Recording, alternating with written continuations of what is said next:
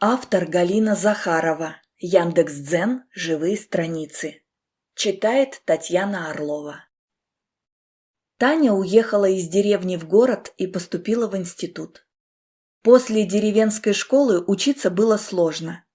Но она целыми днями сидела за учебниками, чтобы хорошо сдать сессию и не остаться без стипендии. Мама могла помочь ей только продуктами. А когда начала работать, стала сама помогать, посылала маме деньги. Каждый свой отпуск она проводила в деревне. О море, конечно, мечтала, но всем говорила, что в деревне такой воздух, лес и речка, что никакого юга не надо. «Танечка, а когда замуж выйдешь, неужели не нравится никто? Не дождусь, видать, я внуков», — вздыхала мама. «Не переживай, мам, выйду», – отмахивалась Таня, но разговоры про замужество ей порядком надоели. Каждый в деревне непременно спрашивал в первую очередь о замужестве. Парни у Татьяны были, и любовь была, но замуж так никто и не позвал. Работала она в редакции газеты. Рабочий день подошел к концу, а за окном бушевал ливень. Вроде стал стихать. Татьяна накинула плащ, приготовила зонтик и поспешила на улицу. Но когда вышла, дождь припустил с новой силой. Она стояла под навесом над входом в здание, глядя, как мимо проносятся машины, разбрызгивая по сторонам лужи. Тяжелые капли разбивались о мокрый асфальт.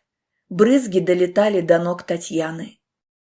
Она зябко ежилась и прижималась к стене здания. Внедорожник притормозил перед большой лужей, чтобы не обрызгать ее. Потом и вовсе остановился. «Девушка, садитесь в машину. Даже если ливень закончится, на дорогах сплошное море. Вплавь придется добираться до дома», — крикнул молодой мужчина через открытое боковое окно. И Татьяна села в машину. Через полгода ее спаситель сделал ей предложение. Не то чтобы она влюбилась, потеряла голову, но замуж выходить пора, а с Борисом спокойно и надежно. Жить они стали с его мамой в большой квартире в центре города. Маме Татьяна сразу не понравилась. «Не надейтесь, милочка, что заполучите нашу квартиру. Не пройдет у вас этот номер», — сразу предупредила она. «Неприлично в халате ходить целый день. В нем можно лишь до ванной дойти. А если кто-то придет, переоденьтесь немедленно», — командовала свекровь. И Татьяна переодевалась. Убирать квартиру, готовить еду в нарядных платьях непрактично и неудобно. Сама Ольга Игоревна одевалась, как на светский прием. В общем, с мамой мужа они не ужились. Однажды Татьяна слышала, как мать уговаривала сына развестись, пока детей нет. Татьяна, плача, сказала Борису, что мама права, им лучше расстаться. Стала собирать свои вещи. Борис никуда ее не отпустил. На следующий день снял квартиру, и они с Татьяной съехали от мамы. Жизнь наладилась. Может, мама продолжала капать Борису на мозги, но по телефону к ним не приходила. А Борис ничего не рассказывал жене. Они планировали со временем купить свою собственную квартиру, откладывали деньги с каждой зарплаты. Однажды в воскресенье они поехали на озеро с друзьями. Рыбалка, шашлыки. Возвращались уже в темноте. На трассе машина друзей оторвалась от них, оставив Бориса с Татьяной далеко позади. Борис прибавил газу, чтобы догнать. Таня даже не поняла, что произошло. Навстречу им вдруг вылетел внедорожник. Водитель не справился с управлением или заснул за рулем. Столкновения избежать не удалось. Борис погиб на месте, а Татьяна получила множественные травмы и переломы. Через 4 месяца ее выписали из больницы. Бледная, ослабленная, прихрамывая, она добралась до съемной квартиры, но там жила уже другая семья. Ей вернули небольшую сумку с вещами. Вещи Бориса забрала свекровь. Она и отказалась от квартиры. Татьяна пошла к матери Бориса. Та дверь открыла, но в квартиру не впустила. Так и разговаривали через порог. «Ольга Игоревна, можно я поживу у вас, пока не сниму квартиру?» «Еще чего! Из-за тебя погиб мой Боренька, а ты даже на похороны не пришла. Уходи!» Свекровь захлопнула перед Татьяной дверь. «Ольга Игоревна, я не виновата в смерти Бориса. Я же в больнице лежала, не могла прийти», — кричала и стучала в закрытую дверь Татьяна. «Уходи, а не то я полицию вызову», — пригрозила свекровь из-за двери, и Татьяна сдалась. Просить половину денег из тех, что они с Борисом копили на квартиру, Татьяна даже не стала пытаться. Она вышла на улицу. Но куда идти? Друзей у нее нет.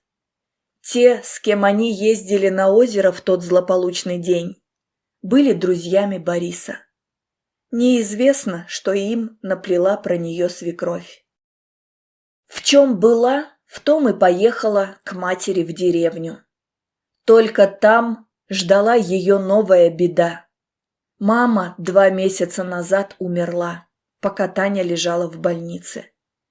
Телефон во время аварии разбился, до нее не смогли дозвониться.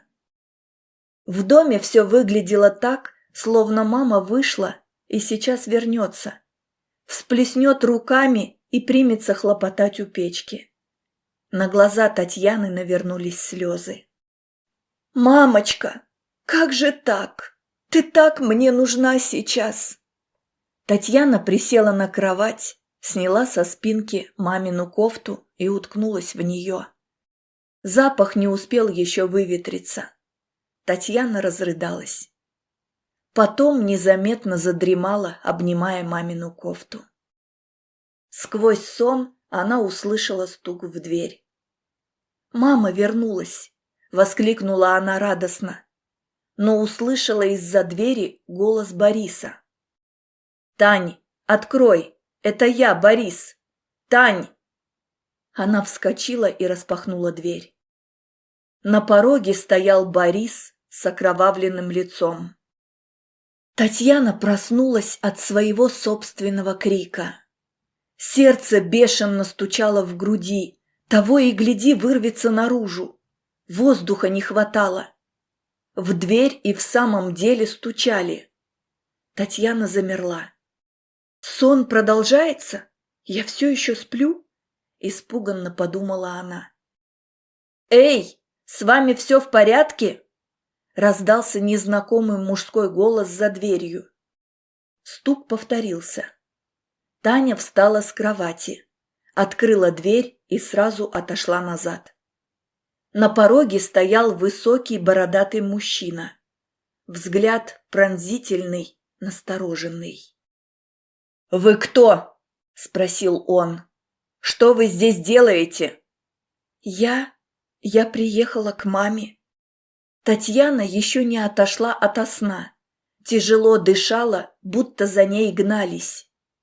«Я не вор, это мой дом», — сказала она более уверенно. «А, у вас все в порядке? Я стучал, а вы не открывали». Я заснула с дороги. Татьяна сделала глубокий вдох, стараясь успокоиться. «Вас не было на похоронах матери. Вам звонили, но вы не ответили». «Я в больнице лежала. Мы с мужем попали в аварию. Он погиб». «Простите». Взгляд бородача смягчился. Я здесь вроде сторожа и охраны. Полиция далеко, а люди уезжают, оставляют свои дома. Сбивчиво объяснил он и сделал 2 шага назад. Я от вас через 2 дома живу, если что. Василий? Спросила Татьяна, хотя мужчина никак не мог им быть в силу возраста. Да и погиб ее друг детства. Мама же говорила. Мама. На глазах Татьяны снова навернулись слезы. Нет, я Роман. Мы с Василием служили вместе. Он спас мне жизнь, а сам погиб. Ладно, я пойду. Василий был гораздо ниже ростом. Как я могла спутать, спросить такую глупость? Он был военным, я его 1000 лет не видела. Татьяна прикрыла дверь и вернулась в дом. Она осмотрелась, взяла пустые ведра и пошла на колонку. Нужно согреть чай, умыться. На следующий день к ней пришел дед Семен. Никак Татьяна вернулась. Нюрка моя говорила, а я не поверил. Одна, али с мужем. Сказывали, ты за богатого замуж вышла. Что ж ты не приехала на похороны матери? Таня рассказала. Эва как? Дед почесал затылок. И богатые, значит, умирают. Жизнь деньгами не купишь, изрек он философски. Не был он богатым, с чего вы взяли? Так мать твоя говорила, квартира, машина. Для нее все, кто в городе живет, богатые, согласилась Татьяна. И правильно, что приехала. Душу лечить лучше дома. Тут тишина, воздух, а в городе шум, пыль и эти, как их? Дед снова почесал затылок. Мошенники. Ничего, ты красивая. С машиной да с квартирой не пропадешь. Быстро жених сыщется. Разговор принимал неприятный оборот. А вы что, посвататься ко мне решили? У вас Нюра есть, пошутила Татьяна, чтобы отвлечь деда. Я, может, гарем хочу. А что? Я еще ого-го. Татьяна рассмеялась. «Веселитесь!» – раздался голос из-за спины деда. Он сразу съежился, заморгал глазами. «Языком все чешешь? А ты чего его привечаешь? Приехала мужиков наших с панталыку сбивать.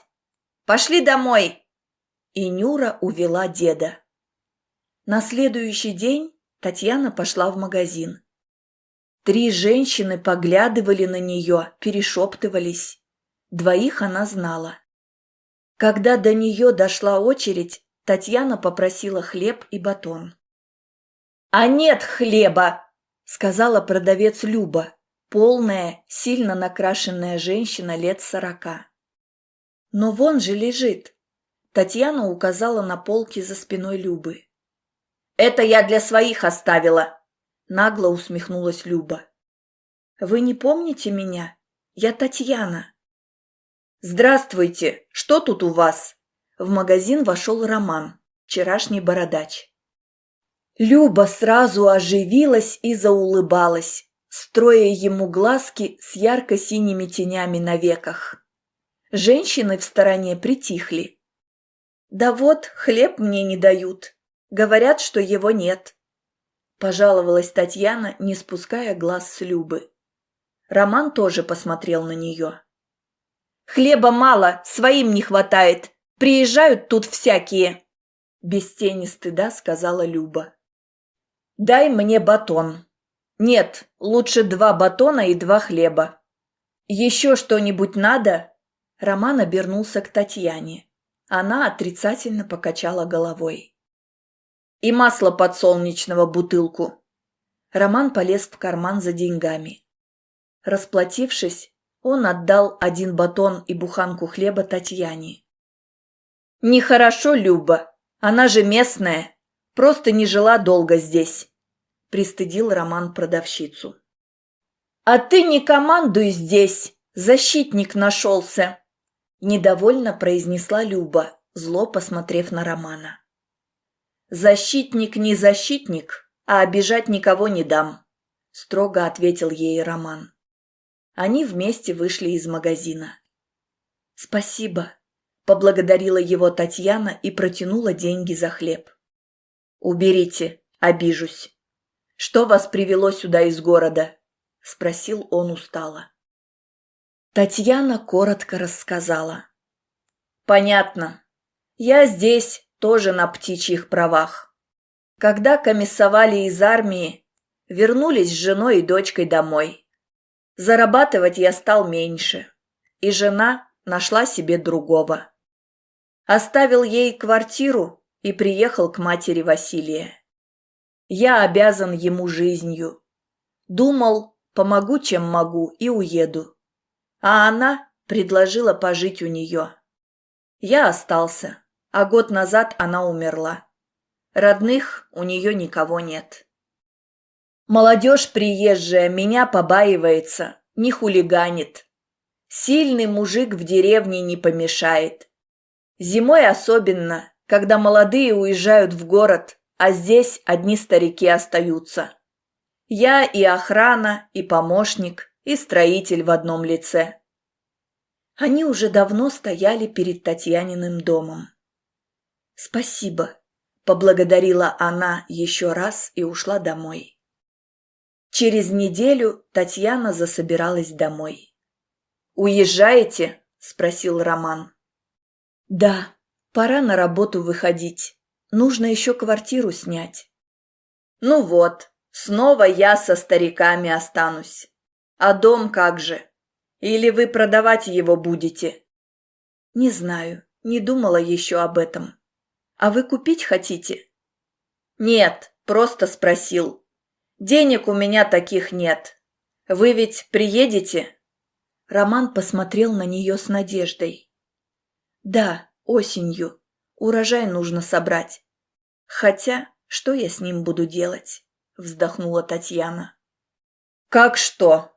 Часть себе оставите, остальное продать. Хотите, помогу?» «Хочу.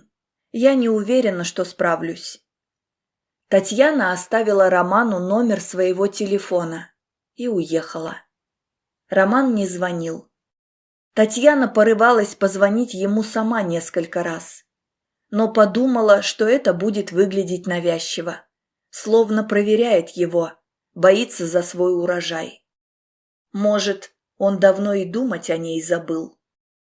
Прошло около 4 месяцев. Наступила осень. С деревьев облетели листья. Дожди сменились мокрым снегом. Съездить в деревню Татьяна так и не собралась. Она работала за компьютером, когда ей позвонил охранник и сказал, что ее внизу ждут. Татьяна выскочила из лифта и сразу увидела высокого мужчину. Он ждал ее у турникета, широко улыбаясь. «Вы ко мне?» – спросила она, подойдя к нему. «Да. Вы не узнаете меня? Я Роман. Деревня. Не помните?» Татьяна ахнула. «Роман? А где же ваша борода?» – сказала она первое, что пришло в голову. Красивый, хорошо одетый, ничего общего с тем бородачом из деревни. Она так живо вспомнила, как они познакомились, когда ей приснился тот страшный сон, что по коже пробежали мурашки. Татьяна поежилась. Входная дверь то и дело открывалась. Люди входили и выходили из редакции, впуская в здание холодный воздух. «Во сколько вы заканчиваете работу?» – спросил Роман. «Через час», – удивленно и радостно ответила Татьяна. Он ей нравился еще там, в деревне. Но Роман вел себя сдержанно, о своем отношении к ней не заговаривал. «Я буду ждать вас здесь через час. Тогда и поговорим. Идите, а то замерзнете». Татьяна еле доработала этот час. Она не ожидала, что он вот так снова появится в ее жизни. И страшно, и любопытно, и радостно. Одна из первых она ушла с работы. Спустилась на лифте в холл, но Романа там не оказалось. Татьяна испытала разочарование, обиду, растерянность. Он уехал, не дождался ее. Татьяна поправила на шее шарф, вышла на улицу и остановилась. Из дверей выходили сотрудники, прощались с ней, а она все высматривала Романа. Татьяна даже не поняла, откуда он появился, преградив ей дорогу. «Вы?» – радостно воскликнула она. «Я же обещал ждать. Пойдемте, я отвезу вас домой». Роман подвел ее к машине. «Это служебная», – сказал он, поймав ее удивленный взгляд. «Когда вы уехали, я подумал, что мне тоже пора уезжать. Не век же пользоваться чужой добротой. Пора перестать прятаться от жизни». Подал на развод и на размен квартиры. Ее ведь мне дали. Жена, конечно, сопротивлялась. Хотел сразу прямо к вам зайти, как приехал. Но потом подумал, что нужно сначала решить свои проблемы. Теперь у меня своя квартира, хоть и маленькая. Друг помог с работой. Я теперь начальник охраны в одной компании. Драться умею, людьми командовать тоже. Любым оружием владею. Больше терпеть не мог и пришел к вам. «А как вы меня нашли?» «Вы же сами говорили, где работаете. У меня хорошая память. Вычислить вашу фамилию не стоило труда. А найти адрес редакции еще проще. Да, урожай я собрал. Что-то продал. Извините, не сохранить было бы. Деньги я отдам». «Нет, что вы, не надо». Через месяц Татьяна переехала к Роману. Начинался новый период ее жизни. Период счастья и любви. Она просыпалась утром и сразу смотрела на подушку рядом. Не приснилось ли? Впервые она испытывала такое чувство любви, что сама себе завидовала. Даже к мужу не чувствовала ничего подобного. Бориса было жаль, но он остался в прошлом. Знаешь, я благодарна бывшей свекрови. Если бы не она, я не поехала бы в деревню и не встретила бы тебя. Я так счастлива, сказала она одним воскресным утром, теснее прижимаясь к Роману. Помнишь, я говорил, что продал часть урожая с твоего огорода? Деньги я положил в банк, добавил свои. Я же пенсию получаю, как бывший военный. В деревне негде было ее тратить. Еще добавить, продать эту квартиру, и можно купить побольше. Нас ведь теперь двое. Можно мой дом продать, в тон ему сказала Татьяна. Ни в коем случае. В деревне детям самое то. А у нас будут дети? Спросила Татьяна, затаив дыхание. Конечно. Они не стали ждать весенней распутицы и в феврале навестили дом, зашли к маме на кладбище. Нужно памятник поставить, а то в следующий раз не найдем могилы, сказал Роман. Лучше крест. Мама в храм не ходила, но верила в Бога, согласилась Татьяна. Возвращались домой уже затемно. Домом Татьяна звала маленькую квартиру Романа. В лобовое стекло летел мелкий снег, мелькали перед глазами дворники. Когда попадались встречные машины, Татьяна напрягалась и съеживалась от страха. Вспомнилась авария, гибель Бориса, тот страшный сон. Она с опаской покосилась на Романа. Он вел машину уверенно и ровно. Ничего не случится. Не Борис стучал тогда во сне, а любовь, поняла Татьяна. Хорошо, когда рядом мужчина, когда можно прижаться к нему, почувствовать крепость его плеча и знать, что между нею и безмолвным ужасом, наползающим из мрака, есть он. Даже если он молчит и лишь неотрывно смотрит вперед. Дорогие друзья, если вам понравилась эта история, подписывайтесь на наш канал, нажимайте на пальчик вверх и обязательно пишите свое мнение в комментариях. Для нашего канала это очень важно. Историю для вас читала Татьяна Орлова. Автор Галина Захарова. Яндекс.Дзен. Живые страницы. А я от всего сердца желаю вам всего самого доброго, крепкого-крепкого здоровья, мирного неба над головой, хорошего настроения и до встречи в следующей истории.